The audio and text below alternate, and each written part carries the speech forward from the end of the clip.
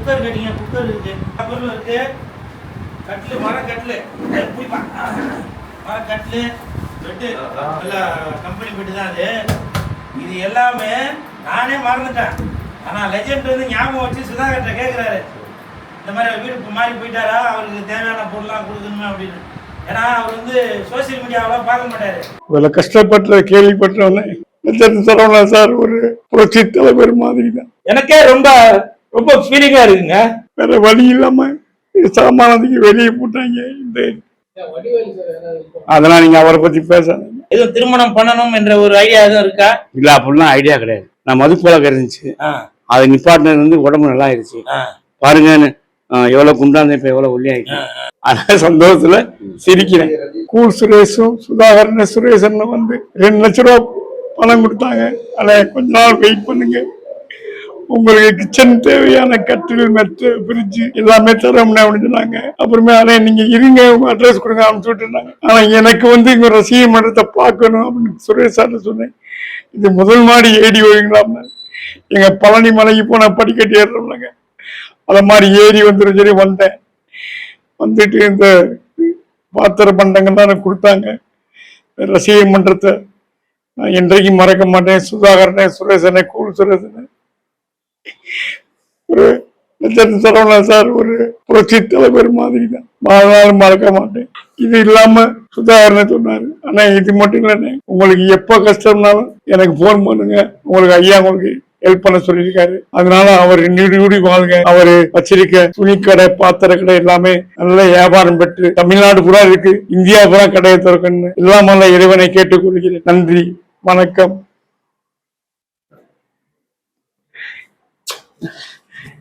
நம்மள மாதிரி கலைஞர்களுக்கு இதுதான். அவரை நேரில் பார்த்ததெல்லாம் அவர் படத்துல நடிச்சதில்லை, ஆனா தேடி வந்து செய்யறாங்க. இவங்க 2 பேரையும் வாழ்க்கையில மறக்க மாட்டேன். ஐயா, ஒரு நாள் உங்கள் நேரில் வந்து சந்திக்கிறேன், உங்க காலில் விழுந்து நான் வணங்க வேண்டும் என்ற ஆசை இருக்கிறது. என்னைக்கு கூட்டி போறீங்க ஐயா? பார்க்குறேன், நான் ஒரு வாரத்தை சொல்றேன், கூட்டி போய்ங்க. இப்ப தமிழ்நாட்டுல யாருமே செய்யாத உதவி அவர் செஞ்சிருக்காரு. நான் அவர்கிட்ட ஆசீர்வாதம் வாங்கணும்.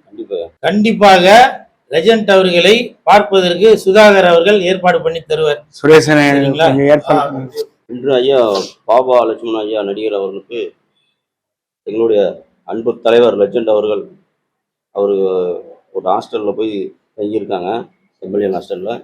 அவங்களுக்கு அங்கே வந்து கட்லு, பெட்டு, இந்த மாதிரி பாத்திரம் எல்லாமே கேட்டிருந்தாங்க. உடனே எங்களுடைய அன்பு தலைவர் லெஜண்ட் அவர்கள் உடனே கொடுங்க அப்படின்னு சொல்லி நான் கொடுக்கணும் தான் சொன்னோம். அவர் ஐயா பாபா லட்சுமண ஐயா சொல்லுவார், நானே உங்கள் ஆஃபீஸுக்கு வந்து வாங்கிக்கிறேன், நானே நேரில் வரேன், கண்டிப்பாக வந்து நானே வாங்கிக்கிறேன். இன்றைக்கி வந்தாங்க. இன்றைக்கி அவங்க எல்லாமே பாத்திரம், ஃப்ரிட்ஜு, அவங்களுக்கு வீட்டுக்கு தேவையான எல்லா பொருளுமே எங்களுடைய தலைவர் கொடுத்துருக்காங்க. அது மாதிரி அண்ணன் கூல் சுரேஷ் அண்ணனுடைய முயற்சியும் அவங்களும் சொல்லி உடனே இது பண்ணாங்க. எங்களுடைய செயலாளர் அண்ணன் சுரேஷ் அண்ணன் எல்லாம் சேர்ந்து தான் அவங்களுக்கு ஒரு பெரிய தலைவர்கிட்ட சொல்லி ஒரு பெரிய உதவி வாங்கி கொடுத்துருக்கோம். அதேமாதிரி அண்ணனுக்கு ஏற்கனவே ஒரு 2 லட்ச ரூபா உதவி பண்ணோம். உங்களுக்கு அது எப்படியா உங்களுக்கு வீசா இருந்துச்சு? அப்படியே நீங்க கொடுத்த காசை பேங்க்ல போட்டேன். ஓகே. அதுல விளம்பரத்தை பார்த்து ரஜினிகாந்த் 1 லட்சம் கொடுத்துருக்காரு. மாசம் 10,000 தரேன். ஓகே. நாங்க இவங்க 2 பேரும் 3 பேரும் வந்து என்னை பார்க்கும் போது நான் தரையில படுத்து கிடந்தேன். அதுக்கப்புறம் ஒரு சோபால உட்காந்தேன், தூக்கம் தூங்கிட்டேன். வந்து எழுப்புனாங்க, நான் இப்படி படுத்து கிடக்குறீங்க. வேற வழி இல்லாம சாமானத்துக்கு வெளியே போட்டாங்க. இந்த கெஸ்ட் ஹவுஸ் நடத்துறவர் தான் இங்க படுத்துங்க, வீடு கிடைக்கிற வரைக்கும் 2 மாசம் அவரு தான் சோறு போட்டாரு. எனக்கு ரொம்ப கஷ்டம். என் குழந்தைகளுக்கு பால் வாங்கக்கூடிய உள்ள இதுக்கு நிலைமை கூட இல்லாமல் என் தலைவர் கடை கட்டினாரு. ஒரு சின்ன ஆர்டர் போய் கேட்டேன். அப்போ கேட்டாங்க, நீங்க இவ்வளவு பெரிய கடையில உங்களால ஆர்டர் பண்ண முடியுமான்னு. அப்போ எனக்கு ஒரு சின்ன ஆர்டர் கொடுத்தாங்க. இன்னைக்கு என் கடையில ஒரு 30 பேர், என் கம்பெனில 30 பேர் வேலை செய்தாங்க. அன்னைக்கு கொடுத்த என் தலைவர். அதனால தலைவர் என் உயிர் வந்துட்டு என் மறக்க மாட்டேங்க. இப்ப இல்லை, அதேதான். உங்களுக்கு அது மாதிரி எவ்வளவோ உதவி பண்ணியிருக்காங்க. சாப்பாடு கீழேயே கேண்டீன் இருக்கு. எனக்கு மாத்திரம் இந்த ராஜ்பவன் மினிஸ்டர் ஃப்ரீயா கொடுக்க சொல்லிட்டாரு. எனக்கு வந்து கீழே வர முடியாதுன்னு சொல்லி மேலே கொண்டு. இப்ப என் நண்பர் ஜெய்சீலன் ஆர்ட் டைரக்டர் பக்கத்துல அங்க ஒரு கேண்டீன் வச்சிருக்காரு. 3 நாள் கழிச்சு உங்களுக்கு 3 பேரையும் உங்க ஹாஸ்டலுக்கே வந்துடும், பணம்லாம் கொடுத்துறாங்க அப்படின்னாங்க. மினிஸ்டர் இன்னைக்கு தான் வந்திருக்காரு, நாளைக்கு வந்து என்னை பார்க்க வராரு. ஒரு 6 மாசம் இங்க இருங்க, அப்புறம் ஹவுசிங் போர்டில் ஒரு வீடு சொந்தமா வாங்கி தரோன்னு சொல்லியிருக்காரு. கேட்டாங்க, வந்தாங்க, பார்த்தாங்க. மினிஸ்ட்ரி வர அன்னைக்கு சொல்லுங்கள், அவருக்கு வந்து நாங்கள் நன்றி சொல்லணும். லெஜண்ட் சரவணா சாருக்கும் நன்றி சொல்லணும். அதான் நான் லெஜண்ட் சரவணா சாரை பார்க்க வரும்போது அந்த சின்ன சின்ன கிங்காங்கு, விஜய் கணேஷ் இவங்களே நான் கூப்பிட்டு வருவேன். ஐயாவுக்கு நன்றி சொல்லிருக்காங்க. இல்லை நான் நடிகர் இல்லை நடிகர் நான் ப்ரொடக்ஷன் மேனேஜர் யூனியன் வந்து இருக்கேன். அவங்க ஹெல்ப் பண்ணாங்க. நடிகர் சங்கம் எப்போவுமே யாருக்குமே ஹெல்ப் பண்ண மாட்டாங்க. அவங்க சரத்குமார் ராதாரே கார்டை தூக்கி வெளியே போட்டாங்க. ஒருத்தர் கூட ஃபோன் பண்ணி கேட்கல. விஷாலோ, நாசரோ, கார்த்திக் இனிமே பண்ணுவாங்க. இனிமே பண்ணுவாங்க, நம்பிக்கை இல்லை. இல்ல பாவா, இனிமே பண்ணுவாங்க பாவா. நாசர் சாரும் சரி, கார்த்திக் சாரும் சரி, விஷால் சாரும் சரி, இனிமே பண்ணுவாங்க. மனம் தளராதீங்க. ஆஸ்பத்திரியில் இருக்கும்போது விஷால் சார் ரசிகர் மன்ற செயலாளர் வந்தாரு. உங்களுக்கு ஏதாவது பண உதவினா விஷால் சார் கொடுக்க சொல்லியிருக்காங்க. சார் இப்போதைக்கு எனக்கு பணம் இருக்கு, நான் தேவையில்லாம கேட்டுக்கிறேன். நாங்களாம் பெருசா சம்பாதிக்கலாங்க. அதனால இந்த மாதிரி நலிவடைந்த கலைஞர்களுக்கு நீங்க உதவி செய்யணும். ஏன்னா இன்னைக்கு கடவுள் ரூபத்துல லெஜண்ட் ஐயா அவர்கள் ஏதோ இல்ல, அவர் மனதளவில் பெரிய அளவுல தான் உதவி பண்ணிட்டு வர்றாரு. அதே மாதிரி பாபா லட்சுமணன் ஐயா மட்டுமல்ல, இன்னும் பல பேர் இருக்காங்க. அவங்களுக்கு உங்களால் முடிஞ்ச உதவியே செய்யுங்க. ஏன்னா நிறைய பேர் என்ன பண்றீங்கன்னாக்க, படம் ரிலீஸ் ஆகுறப்பதான் பிரியாணி போடுறீங்க, ஆடியோ ரிலீஸ் ஆகுறப்பதான் பிரியாணி போடுறீங்க. மத்த நேரம் நாங்களும் உழைக்கிறோம் தானேங்க, இவரும் உழைக்கிறவர் தானே. யோசிச்சு பாருங்க. எவ்வளவு கலைஞர்களுக்கு, எவ்வளவு இயக்குநர்களுக்கு, எவ்வளவு மேனேஜருக்கு இவர் கையால சம்பளம் கொடுத்திருப்பாரு, பேட்டா கொடுத்திருப்பாரு. ஆனால் நீங்க நினைக்கலாம், இது என்ன இவர் கையில இருந்தா கொடுத்தாரு, ப்ரொடியூசரோட பணம் தானே அப்படின்னு நீங்க நினைக்கலாம். ஆனால் அந்த ப்ரொடக்ஷன் மேனேஜர் அவருக்கு தான் தெரியும் வரவு செலவுலாம் என்ன, யாராருக்கு எவ்வளவு தரணும் அப்படின்னு. இவர் நினைச்சாக்க காசு கம்மியாவும் கொடுக்கலாம், காசு ஜாஸ்தியாவும் கொடுக்கலாம். ஆனால் அப்படி ஒரு எண்ணம் இல்லாமல் யாராருக்கு எவ்வளவு பணம் போய் சேரணுமோ அந்த பணத்தை தான் கொடுத்துருப்பாரு. அதனாலதான் தர்மம் தலை காக்கும்னு சொல்லுவாங்க. அந்த தலை காப்பது இன்னைக்கு லெஜண்ட் அவர்கள் மூலமாக இன்னைக்கு ஐயா வந்து நலமுடன் இருக்கிறார். ஜீவா சார் ஏற்படுறதா சொல்லியிருந்தாரு. 15,000 இல்ல திருப்பி ஆபீஸ்க்கு வர சொல்லிருக்காரு. போய் பார்த்தா திருப்பி கொடுப்பேன். அவர் ஆபீஸ் காலி பண்ணிட்டாரு. நான் ஒரு நாள் இப்போ சூப்பர்வுட் ஆபீஸ்க்கே வராரு, ஒரு நாள் போய் பார்க்கணும். இவ்வளவு ஏற்பாடும் நம்ம கோவிந்தராஜ் அண்ணன் பிஆர்ஓ அவரு நிறைய யூடியூப் சேனல்ல கொடுத்துதான் குலுசுரசனை பார்த்துட்டு கோவிந்தராஜன் பேசிட்டு, நான் இந்த மாதிரி ஐடியா இருக்கு, நானும் சுதாகர் சாரும் சுரேஷ் சாரும் வரணும் அப்படி வந்தாங்க. அப்ப அண்ணனும் கூட இருந்தாங்க. கோவிந்தராஜ் பிஆர்ஓ சாரை நான் இன்றைக்கும் மறக்காம, இன்னைக்கு கூட 2 பேரும் பேட்டி எடுக்க அமைச்சுட்டாங்க.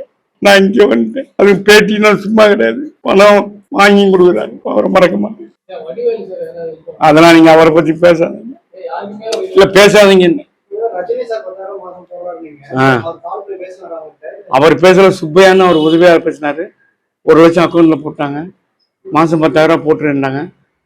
வேற உங்களுக்கு இப்ப எம்எல்ஏஸ் இருக்கேன்னு கேள்விப்பட்டேன். இந்த 10 ரூபா பேங்க்ல போட்டுங்க.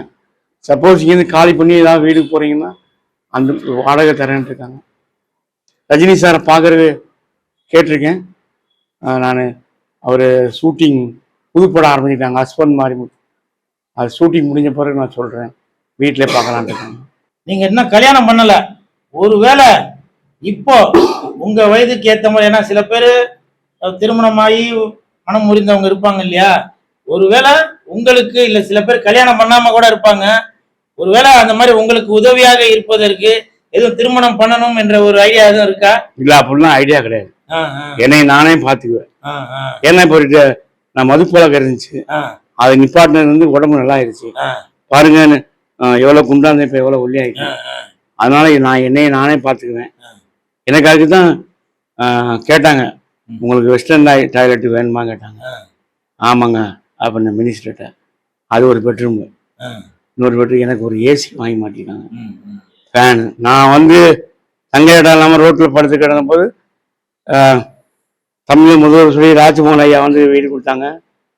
முதல்ல எடுத்தோடனே உள்ளே போனோன்னு எங்கள் பிஆர் சொன்னாங்க, அவருக்கு இந்த வாடை பிடிக்காது ராஜ்மோகன் ஐயாவுக்கு, தயவுசெய்து சாப்பிட்றாங்க, சாப்பிட தெரிஞ்சால் உங்களை வெளியே பற்றிடுவாங்க, அப்புறம் நீ எங்கே போய் தங்குவீங்க அவருடா. அதனால் நீங்கள் மது பழக்கத்தை விட்டுருங்க, பொண்டாட்டி பிள்ளையை கரெக்டாக பாருங்கள். இப்போ நீங்கள் மது ரொம்ப இருந்தீங்கன்னா ஒய்ஃப் வந்து கோவிச்சுக்கிடுவாங்க, அப்புறம் டைவர்ஸ் கேட்பாங்க, பசங்க வந்து மதிக்க மாட்டாங்க.